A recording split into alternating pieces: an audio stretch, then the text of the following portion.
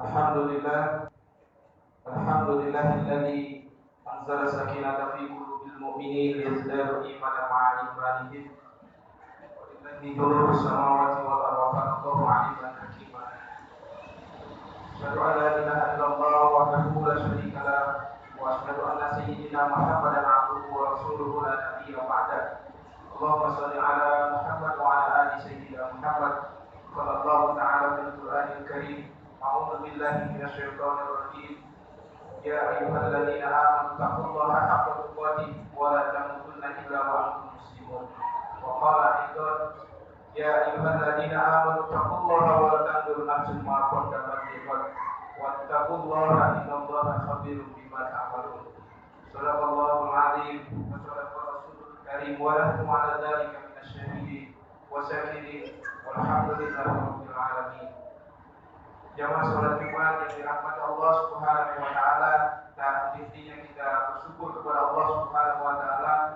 Alhamdulillah rabbil alamin. Segala puji hanya milik Allah Rabb semesta alam.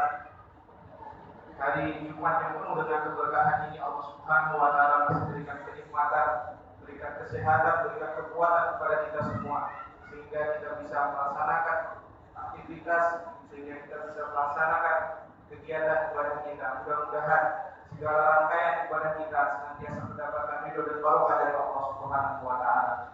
Di tengah keterbatasan, di tengah situasi pandemi yang melanda bangsa ini, Allah Subhanahu wa taala masih berikan kesehatan, Allah Subhanahu wa taala masih berikan kekuatan kepada kita semua. Karenanya tidak ada kata yang lain selain rasa syukur kita kepada Allah Subhanahu wa taala. Betapa besar kenikmatan yang Allah berikan kepada kita, betapa besar karunia yang Allah berikan kepada kita, betapa besar kesempatan yang Allah berikan kepada kita sehingga kita bisa menikmati kehidupan. Kita masih diberikan kesehatan, kita masih diberikan kehidupan oleh Allah Subhanahu wa taala. Betapa banyak saudara-saudara kita, keluarga kita, tetangga kita, andai oleh keluarga besar kita yang kemudian karena wabah ini kemudian diangkat, kemudian diambil menghadap Allah Subhanahu wa taala. Hampir hari kita mendengar berita kabar duka yang hadir di lingkungan kita. Karenanya ada orang yang dirahmati Allah Subhanahu wa taala. Mari kita gunakan kenikmatan, mari kita gunakan anugerah yang Allah berikan, kesempatan hidup yang Allah berikan ini untuk senantiasa memperbaiki diri kita, senantiasa memperbanyak amal-amal soleh kita. Mobil khusus kita memasuki tahun baru Hijriah 1443 Hijriah. Salawat dan salam semoga senantiasa tersanjung agung kepada kedua, kepada kesempatan kita Nabi Muhammad sallallahu alaihi wasallam.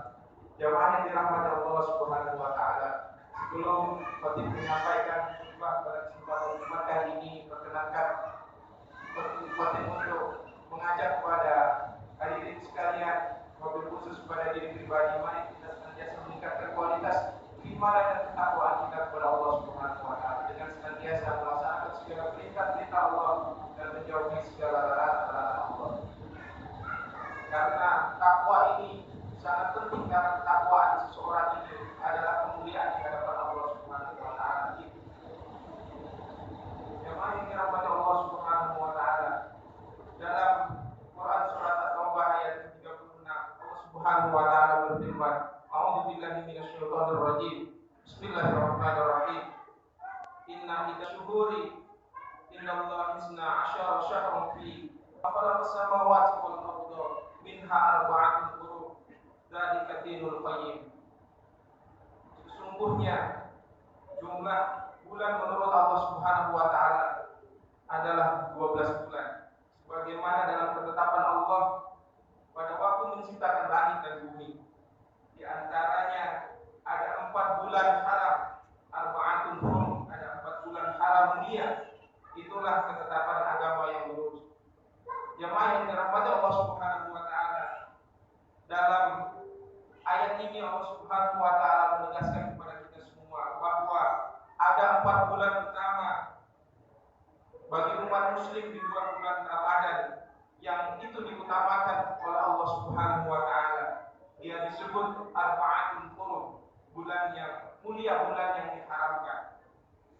Yang pertama adalah bulan Zulqa'dah, kemudian bulan Zulhijjah, kemudian bulan Muharram pada bulan ini, dan kemudian adalah bulan Karenanya jemaah yang dirahmati Allah Subhanahu wa taala, bahwa Muharram ini adalah salah satu bulan yang dimuliakan oleh Allah Subhanahu wa taala. Maka penting bagi kita semua, mari kita memperbanyak amal kebaikan, kita memperbanyak amal soleh kita di bulan-bulan yang mulia tersebut. Jemaah yang dirahmati Allah Subhanahu wa taala, dengan kita memperbanyak zikir, sedekah, puasa, dan memperbanyak tilawah Al-Quran serta amal-amal kebaikan kita yang lainnya. Bulan Muharram di antara bulan-bulan yang mulia, Arba'atul Hurum, yang diharamkan berperang di dalamnya, di dalam bulan ini. Ia dipandang bulan yang utama setelah bulan Ramadan. Oleh karenanya kita disunahkan untuk berpuasa terutama pada hari Asyura, yakni menurut pendapat mayoritas ulama itu pada tanggal 10 Muharram. Di antara fadilah bulan Muharram yang dipilih oleh Allah Subhanahu wa taala adalah sebagai momentum pengampunan umat Islam dari keistimewaan yang lain dari bulan Muharram. Lebih lanjut, sebagai awal tahun dalam kalender Islam. Untuk itu, marilah kita bersama-sama mengingat dan mengulas kembali sejarah tahun baru Hijriah, yakni sejarah penanggalan dan penetapan kalender Islam yang diawali dengan 1 Muharram. Mengapa kemudian para sahabat memilih bulan Muharram sebagai awal penanggalan dalam Islam?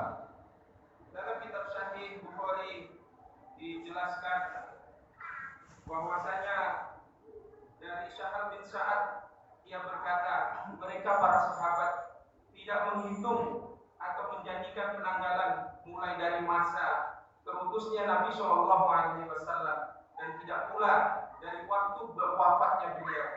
Mereka menghitungnya mulai dari masa sampainya Nabi di Madinah.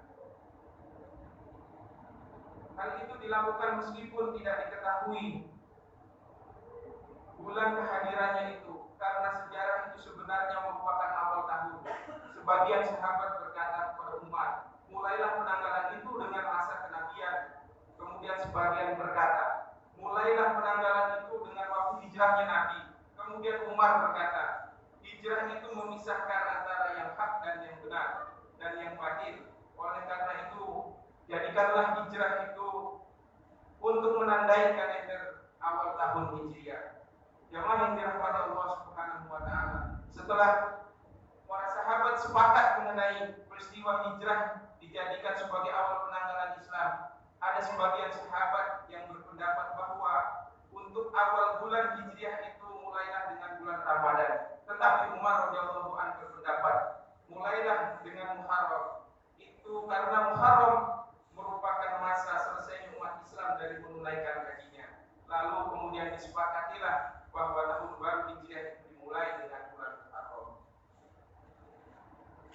Ibnu Hajar dalam kitab Fathul Bari mengatakan bahwa sebagian sahabat menghendaki bahwa awal tahun baru Islam itu dimulai dengan hijrahnya Nabi, itu sudah sangat tepat. Ia melanjutkan bahwasanya ada 4 hal atau pendapat yang dapat dijadikan sebagai awal penanggalan Islam. Yang pertama, masa kelahiran Nabi atau Maulid Nabi Muhammad SAW, masa diutusnya Nabi, kemudian masa hijrahnya Nabi dan masa wafatnya Nabi. Akan tetapi banyak pendapat yang mengunggulkan bahwa menjadikan awal tahun baru itu dimulai dengan hijrah, karena masa Maulid dan masa kenabian itu keduanya tidak terlepas dari kontradiksi atau pertentangan pendapat dalam menentukan tahun. Adapun waktu wafatnya beliau itu banyak tidak dikehendaki oleh para sahabat untuk dijadikan sebagai awal tahun, karena ketika Rasulullah SAW wafat, maka banyak yang akan mengingat masa wafatnya Nabi. Justru ini akan menjadikan kesedihan bagi umat. Lantas kemudian pendapat dan pilihan itu jatuh pada peristiwa hijrah. Kemudian mengenai tidak dipilihnya bulan Rabiul Awal sebagai awal tahun, tetapi justru dipilih bulan Muharram sebagai awal tahun, karena awal komitmen berhijrah itu pada bulan Muharram, sehingga sangatlah tepat bahwa awal bulan Muharram ini dijadikan sebagai awal tahun baru Islam. Jemaah yang dirahmati Allah Subhanahu wa taala. Menurut salah satu pendapat ada banyak hikmah dipilihnya peristiwa hijrah sebagai penanda kalender Islam tahun baru Hijriah. Di antaranya adalah dengan peristiwa hijrah itu umat Islam mengalami pergeseran dan peralihan status dari umat yang lemah kepada umat yang kuat, dari perceraian perpecahan kepada persatuan bangsa, dari siksaan yang dihadapi mereka dalam mempertahankan agama kepada dakwah dengan hikmah dan penyebaran agama, dari ketakutan disertai dengan kesukaran kepada kekuatan dan pertolongan yang menenteramkan, dari kesamaran kepada keterang benderang. Di samping itu, dengan adanya hijrah terjadi peristiwa sungguh sangat penting, antara lain terjadinya perang Badar, perang Uhud, perang Khandaq, dan perjanjian Hudaybiyah. Dan setelah 8 tahun Nabi Shallallahu Alaihi Wasallam hijrah di Madinah, beliau kemudian kembali ke Mekah dengan membawa kemenangan yang dikenal dengan Fathu Makkah. Itulah peristiwa. Karena itu Al-Quran menjadikan hijrah sebagai pertolongan. Al-Quran telah mengingatkan kepada kita semua, jika kamu tidak menolongnya, Muhammad, sesungguhnya Allah telah menolongnya, yaitu orang-orang kafir mengusirnya dari Mekah. Sedang dia salah seorang di antara 2 orang ketika keduanya berada dalam gua. Ketika itu dia berkata kepada sahabatnya,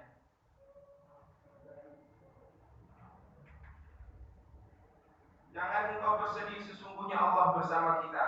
Maka Allah menurunkan ketenangan kepada Muhammad dan membantu dengan bala tentara malaikat-malaikat yang tidak terlihat olehmu. Dan dia menjadikan seruan orang-orang kafir itu rendah. Dan firman Allah itulah yang maha tinggi. Allah maha perkasa, maha bijaksana. Quran surat At-Taubah ayat ke-40. Allah pun memuji orang-orang yang berhijrah. Dan Nabi SAW setelah hari kemenangan Fathu Makkah bersabda, La hijrata ba'dal fathi walakin jihadun wa niyatun wa idas tumfirtum fangfiru wa ma'nu la hijrata min Makkah li anhar sholat darul Islam. Tidak ada hijrah setelah menaklukkan kota Mekah, akan tetapi jihad dan niat. Dan jika kalian diminta untuk pergi berjihad, maka pergilah. Maknanya tidak ada hijrah dari Mekah karena dia telah menjadi negeri Islam. Hijrahnya Rasul dari Mekah ke Madinah ini terjadi pada tahun 622 Masehi. Bukanlah sekedar peristiwa dalam sejarah Islam, tetapi banyak petuah pelajaran berharga bagi kita.